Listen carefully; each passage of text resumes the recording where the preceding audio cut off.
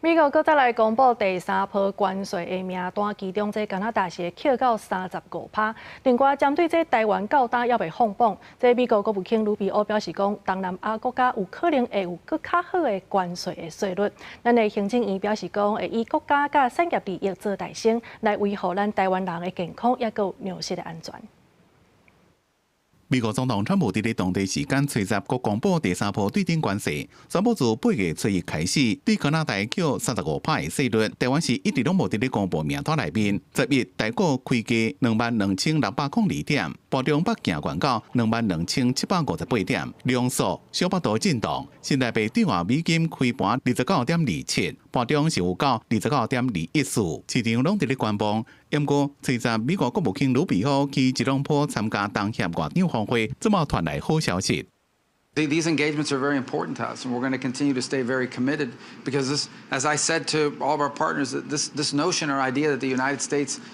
would ever be distracted by the Indo-Pacific or even Southeast Asia is impossible. 根据这么公布的税率，亚洲南边的国家包括日本、南韩，拢是25%；附近的东南亚国家，像马来西亚、汶莱是25%，柬埔寨、泰国36%，总共公布23个国家。因那台湾这部分，自美国代表吴大雷甲外国媒体讲，台湾的贸易谈判将会导向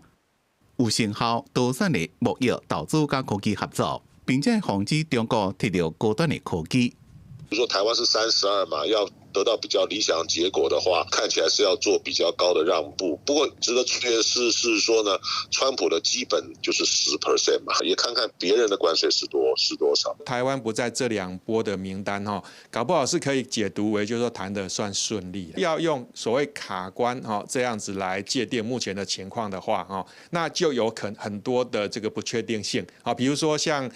我们的行政院长在之前有谈到，就是说不会放弃敏感的工业跟农业产品。学界拢推测，台美谈判卡关可能是调伫咧美猪、美牛进口的限制。有媒体报道，农业部、防疫署等相关单位伫最近有一直开会，伫咧研究来自用书达是毋是要比较国际标准。另外，行政院经贸办是讲，台美双方依然继续伫咧磋商沟通，强调谈判团队是以维护国家甲产业的利益、国民健康甲粮食安全做核心，典型的甲美国方面谈判。公司新闻综合报道。